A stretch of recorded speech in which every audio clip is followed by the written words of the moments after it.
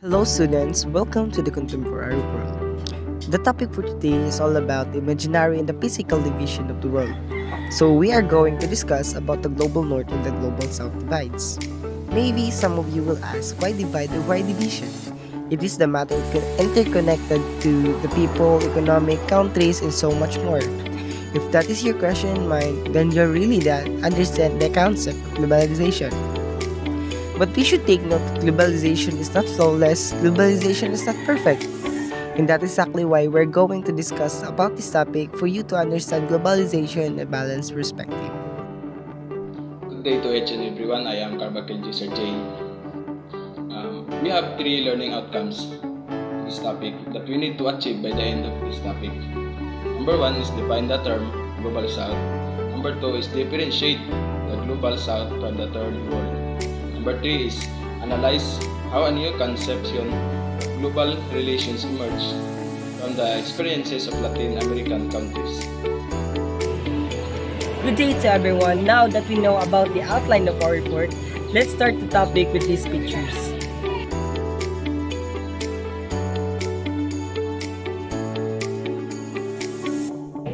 Maybe some of you would say the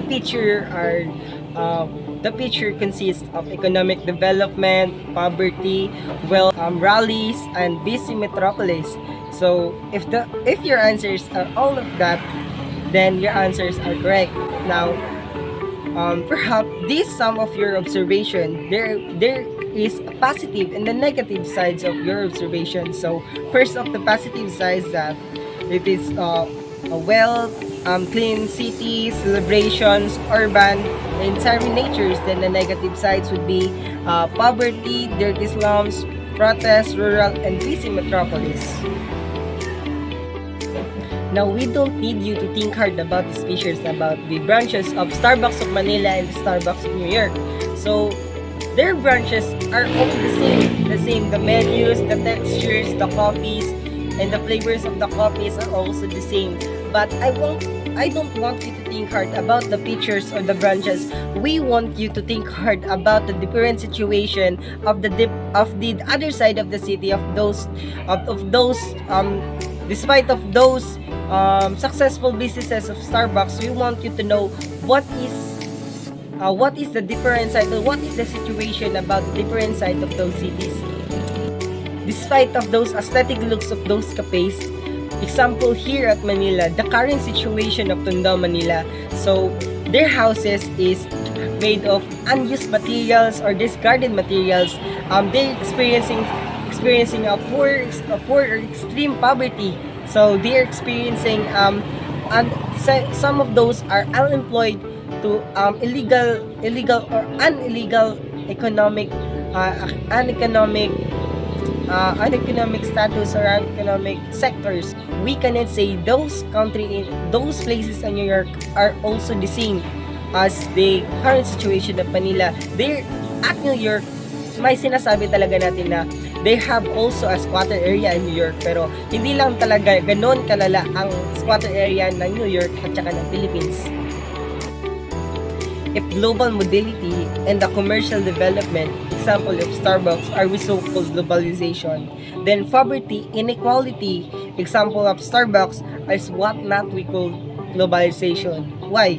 Because the poverty, the international finances plays a significant role in supporting the private sector in developing countries by encouraging entrepreneurial activities that help develop countries to achieve sustainable growth.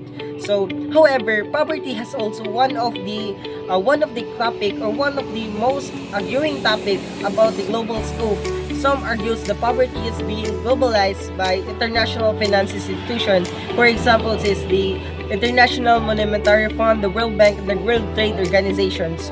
So, how is poverty is globalized? So, some argue that the double standards of the international financial institution providing a solution to economic problems, it depends on inequality of the world's poorest countries. So, they are supporting the countries to be more developed economic standards. So during economic crisis, the World Bank and the International Monetary Fund, documentary run by economists from rich countries. So their true goal, what is the true goal of these monetary funds? So to reduce the global poverty and to improve people's life and living to improve the people's life, living condition and standard, to support sustainable economics and social institutional development, and to promote regional cooperation and integrations. Therefore, because of those financial institutions, the poverty and inequality become a globalization. And now let us talk about the global divides. The global has been divided into three worlds: the first, second, and third world. The first and second and third worlds originated during the Cold War, and when the world is divided into three classifications based on the economic and politics. Now let us talk about these three worlds. The first world refers to the called developed capitalist industrial countries. Roughly, it is the bloc of communist alliance with the United States after the World War II, with more or less common political and economic interests. In the second world, it refers to the former communist socialist industrial states, formerly the Eastern Bloc, the territory of sphere of influence of the Union of Soviet Socialist Republic. And for the third world serves to identify countries that suffer from high infant mortality, low economic development, high levels of poverty, low utilization of natural resources, and heavy dependence of industrialized nations. These are the developing and technologically less advanced nations of Asia, Oceania, and Latin America. And now let us proceed. Let us talk about how these three worlds arise. These three worlds arise because of the Cold War. The first and second world countries, the Asian and African, after the World War II, became an independent countries. They organized conference and formed the non-aligned movement. By their movements, colonialism is being rejected from both first and second countries. And the third world is formed by the Latin America, Asia, and Africa. Being together, they were called third world. And now let us proceed. This map, as you can see, this is the map of the three world countries. The color blue in the map was the first world countries. It is the capitalist in industrial Western countries. And the red color of the map was the second world countries. It is the communist countries and its allies. And for the green was the third world countries.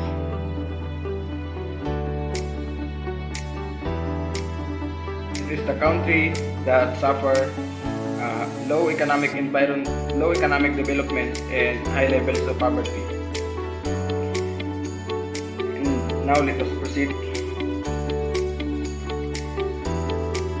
The first world countries are the United States, Canada, South Korea, Japan, Australia, Western European nations.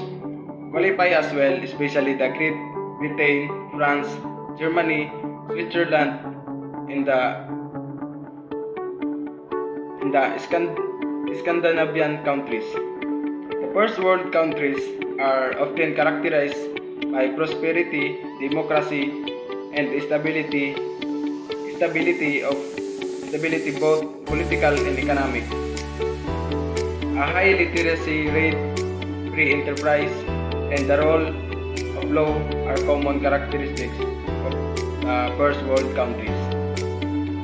And for the second world countries are China, Cuba, the Soviet Union, and other allies. These are the countries that belong to the second world. The second world countries were once controlled by the Soviet Union and countries of the communist bloc, and it advocated socialism and shared certain characteristics such as centrally planned economic system, single-party states, and mainly medium income levels. And for the third world countries are Asia, Africa, Latin America, Oceania, and other allies. That is the countries that belong to the third world. The third world countries are those countries developing or those countries experiencing low economic development and high rates of poverty. The third world countries are those countries that underdeveloped and experiencing those poverty, low economic development, and political instability and high morality age. And now let us proceed to the next slide. Bandung Conference. The Bandung Conference. The Bandung Conference is an Asian-African conference in 1955. In April 1955, representatives from 29 countries or governments of Asian and African nations gathered in Bandung, Indonesia, to discuss peace and role of the Third World in the Cold War, economic development and decolonization. The Third World in the Cold War is this conference gave an opportunity for common understanding of international problems. The conference was symbolic of solidarity of Asia and Africa. The main purpose for this conference is to aim or to promote Afro-Asian economic and cultural cooperation and to oppose colonialism or neo-colonialism by any nation. The Bandung Conference, in its final resolution, laid the foundation for the non-aligned movement during the Cold War.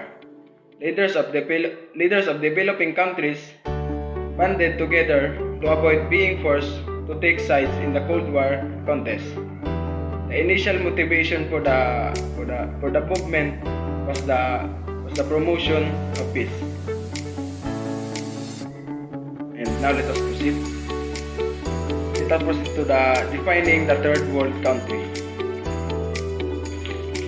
Alfred Sauvage in 1952 coined the third world at the height of the Cold War and applied to the developing countries that remained outside. The two power blocks that belong to the non-communist world.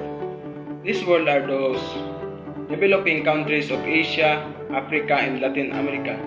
Those countries who have a high rate of poverty, low economic developing, and etc. And it means unprivileged people. The people in the third world or in a country is underprivileged people because the third world countries is developing countries that have a low rate economic growth and experiencing poverty and low economic development. And that's why the people belong to the third world countries is underprivileged, different from those others who don't have any advantages.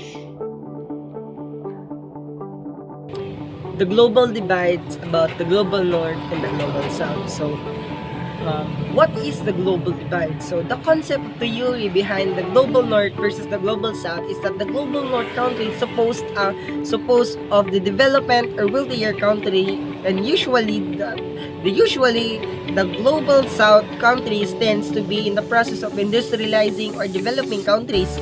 So, in short, there are poor countries. So, south of the equator. In short, we are tackling about the development of the world, development and wealth of the globe. So,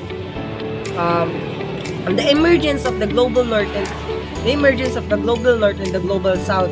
At the end of the Cold War, the new simpler classification was created. The second world countries joined the first, and the third world remains single. So, advictees, crisis scholars in terms of the globe, north and south, to represent the globe differences. So the global north and global south. So, compromise mostly most of the wealthy, industrialized, and democratic countries such as USA, Canada, Western Europe, developed parts of Asia, and Australia, and the and the New Zealand. So these are the global north.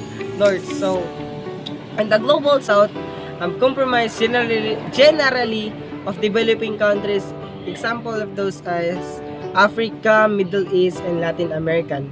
So general comprehension of global north and the global south. Examples of the global north in the examples of the first, second, and the third world. So we will make the example of the NATO, the North Atlantic Organization. The NATO will become the first world countries, and the second world countries will be the European Union, and the third world country will become the ASEAN. So as we going to think hard about the kind of environment, the wealth of those countries. So the NATO and the European Union can consider a rich countries, while di natin siya makukumpara talaga ang wealth ng ang third world kaysa sa first and the second world. So geography, politics, and economics. So global north and the global south. So global north, USA, Canada, Western Europe, developed parts of New Zealand, and it is a developed and countries with an industrialized and democratic capitalist. So while in the global south, regions like Asia, Africa, Middle East, and Latin Americans are what we call unindustrialized, and some are non-democratic countries. Now we're going to define about what is the global south. So global south is challenge to colonial imperial borders, particularly and otherwise the forged global alliances against the coloniality. So defining the global south. Global south will be defined as the developing countries or less developed countries in terms of emergence to avoid the poor stigma associated the term of the third world. So reflect inequality and the lack of representations of the some sectors of the global political processes away to the countries to make stands the common issues fosters a global inequality. So how is the global north the global south different from the other third different? This table represents the differences between the third world and the global south. So hindi naman natin masasabi na lahat ng third world countries underdeveloped or less developed countries. So example na lang sa Philippines. So there are developed areas but there are non-developed areas. So the third world countries and was used during the Cold War, and the global south the third world replaced the third world after the Cold War. So hindi na natin siya masasabi na poor country na ang third world, hindi na natin siya masasabi na poor countries, but let's say that those countries underdeveloped with the help of those financial institutions. So it aims to counter the superiority of the power of development of the first world. So as we know, the first world countries dominating or expanding their areas to many especially those poor countries. So we are expecting noon for an invasions. Masasabi natin na kung ikaw nag-iisa ka tapos poor countries ka, malaking posibilidad talaga na maka-counter at makukuha ka because of your undeveloped or underdeveloped country. So Let's say for example, this Netflix series entitled The Arcane of League of Legends. So the concept of the story is like global north and the global south. So it emphasizes the development of the rich side and the slum side. So this movie, I recommend all of you to watch this movie to have emphasis or to have a great understanding about global north and the global south. then next we'll be locating the global south of those third world countries. So for example, shows in the pictures the Manila, the developed countries of developed areas of Manila because the underdeveloped places of Manila. So makikita natin doon established enterprises buildings, malalaki talaga mga buildings, but at the other side of Manila is we can see the poverty and the poor situation of the people. So now next is locating the global north at New York City. So there is a global south and the global north. There at the New York City, makikita natin dahil sa pictures na marami talaga natin makikita na there have the homeless people, the so-called homeless people. They will be defined as the global south and the global north as those people na establishment at they have the establishment, the accomplishment, and many businesses, successful businesses. So strugglers in the global north and the made global. So global south can also be a metaphor amplifying about the ills of the south like poverty, environmental issues, and human trafficking also getting globalized. So hindi natin masasabi na dahil ito siya ay makikita natin dito sa pictures about the flooding of New York at 2012 and the flooding of Manila 2012. So hindi natin masasabi dahil global they have the global north but they have also the global side of the area. So hindi dahil global north sila ay di na sila makaka-experience ng struggles, but they have also the struggles just like Manila and the picture of Manila and then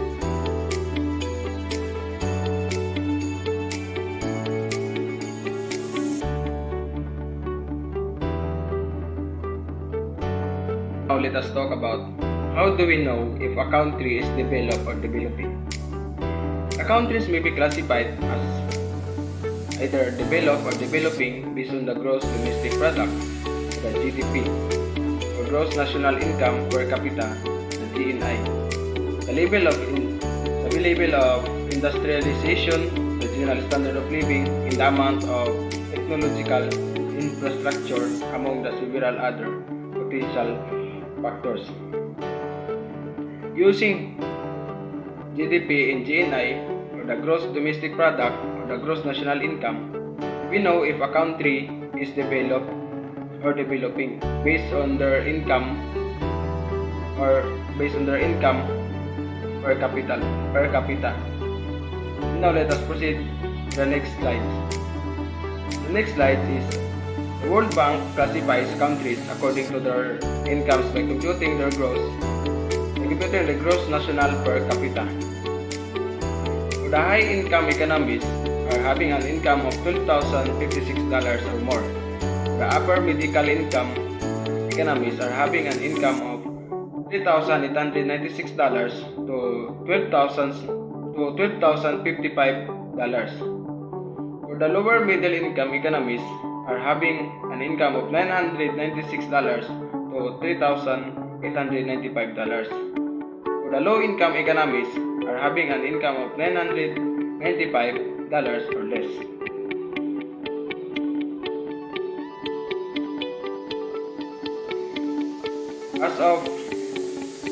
For the next slide is for fiscal year 2019, there are 81 countries in high economies.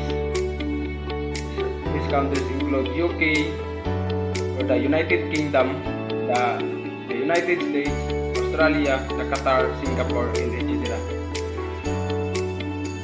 And for the upper middle income economies are having the 56 countries: Brazil, Colombia, Iraq, Botswana. And for the lower middle income economies are having 47 countries, including the Philippines, India, Indonesia, Vietnam. And for the low income economies are having 34 countries: the Afghanistan, Haiti, South Sudan, and Rwanda.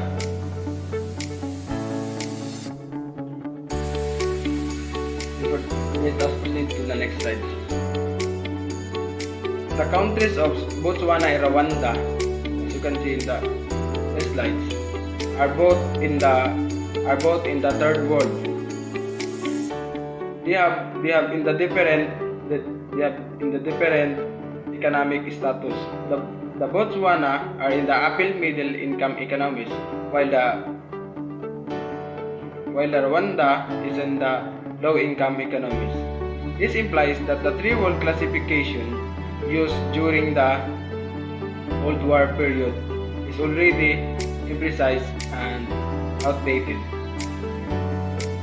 Okay, let's proceed.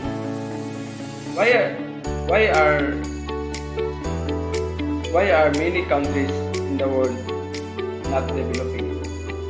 After the Second World War, there were many questions about international relations.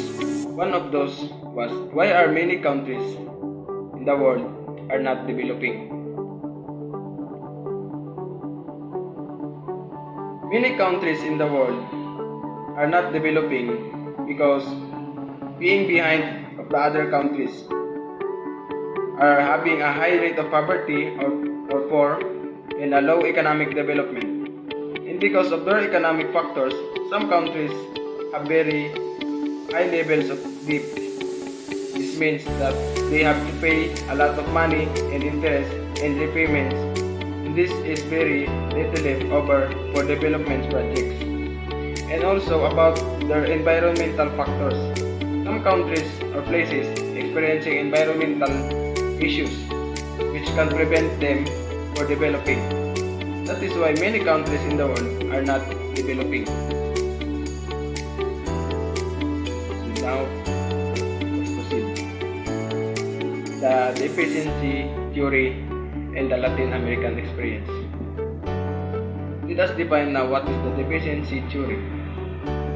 The efficiency theory is an approach to understanding about economic underdevelopment that emphasizes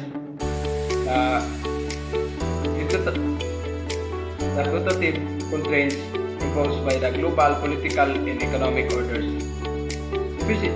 Dependency theory argues that underdevelopment as experienced in Latin America and elsewhere is the direct result of the capital intervention rather than a condition of lacking development or investment.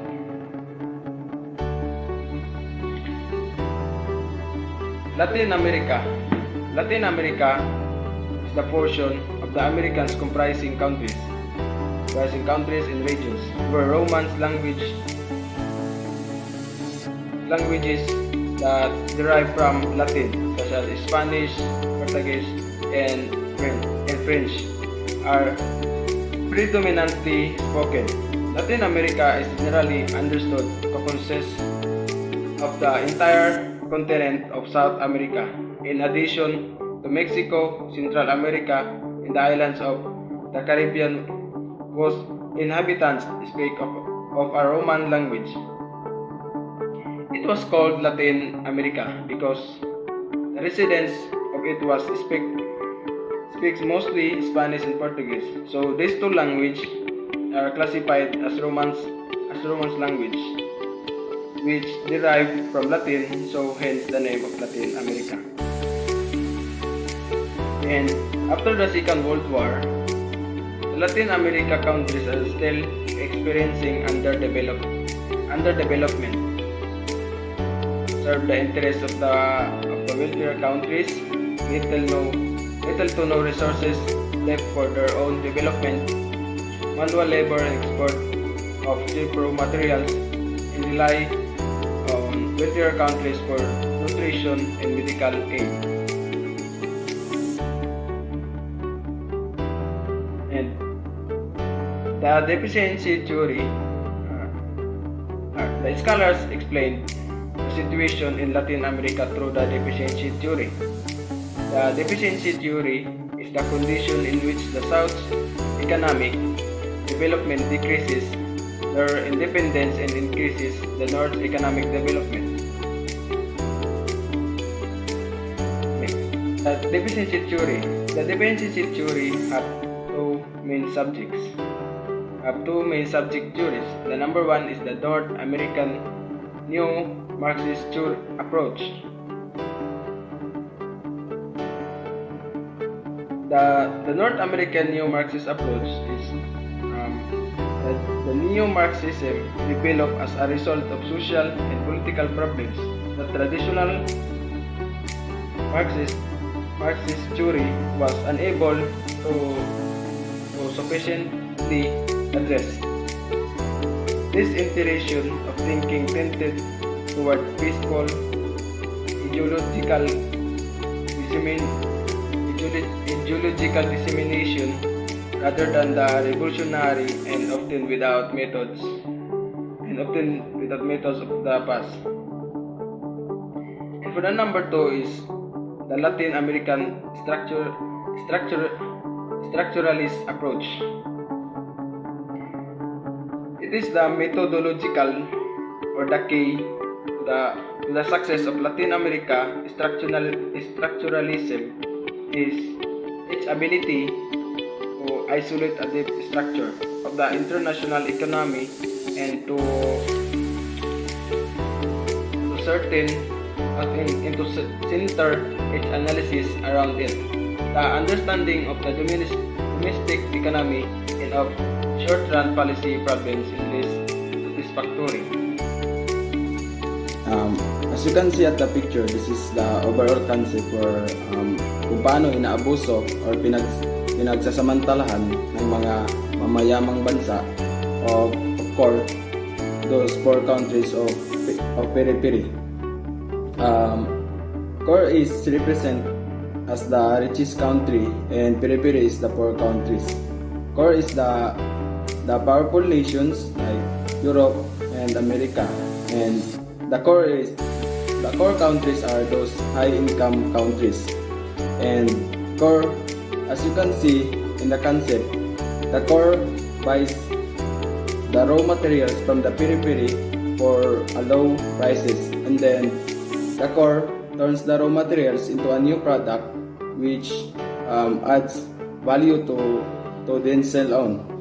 And the periphery is a low income countries, and those are the poor nations and lots of countries in Africa.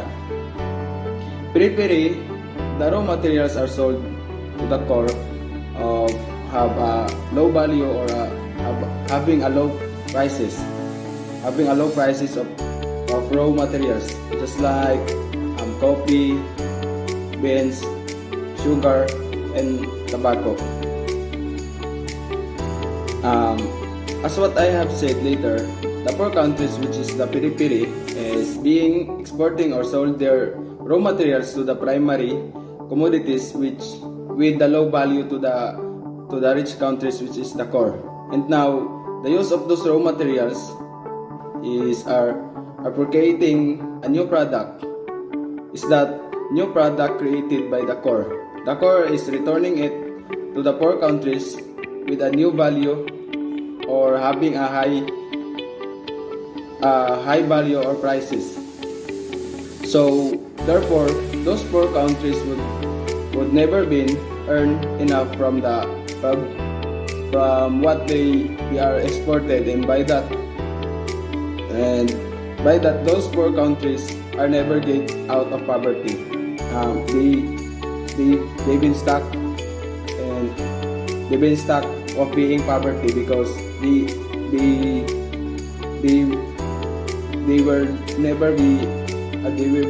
never get enough prices of what they have been sold.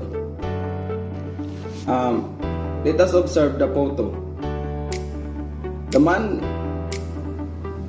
in the left side with no shirts is represent as the poor countries, and the man in the right side is represent as the rich countries.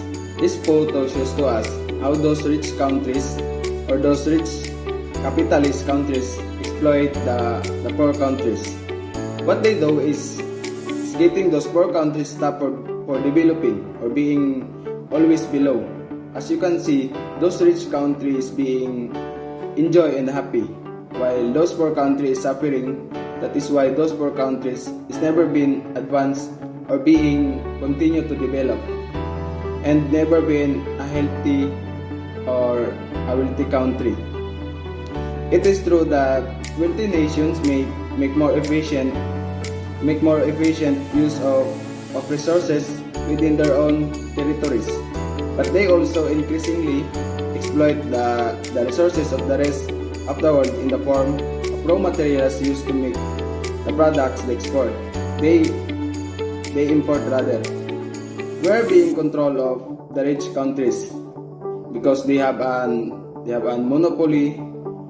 They have a monopoly on decision making in the World Bank and IMF.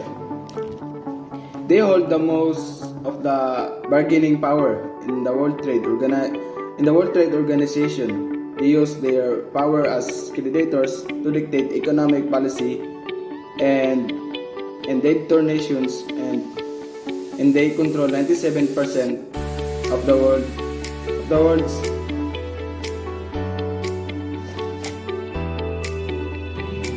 Now that we know about the dependency theory, so how can we stop the dependency theory? So Bello at 2006 then contends about the development of the global south must being withdrawing by the most of the country's financial resources for development from within rather becoming dependent of foreign financial markets. In summary and conclusion, the term First and Second Third World was originated during the Cold War, and when the world was divided into three classifications based on the politics and the government, and the politics and the economics. So, at the end of the Cold War, so the Second World joins the First and the Third World. So, activists, scholars, and criticists use the term North and South to represent the global economic and global development of rich countries. Here are some points to summarize the differences between the Third World and the Global South. So it conceptualized during the Third War, the Cold War, to categorize the countries who refused to make allies with the First and the Second World. So eventually it became associated with poor and underdeveloped countries. So the Third World composed of countries from Asia, Latin American, and Oceanians, such as Philippines. So Global South was termed to emerge to avoid the poor world stigma association with the term Third World. So it reflects an underdeveloped and imbalance of economic and political power between countries developed. It is also developing countries or less developed countries. So it composed with various third world countries. So and summary and conclusion, the struggle of the Global South continues to be globalized. So hindi naman natin madali-dali na in an instant na yung mga third or poor countries in an instant is madiretso natin into globalized and developed countries such as Africa. Mahirap talaga doon gano'n na they struggling for waters. Hindi talaga natin madali-dali na maging developed countries. So here are some points to determine to explain the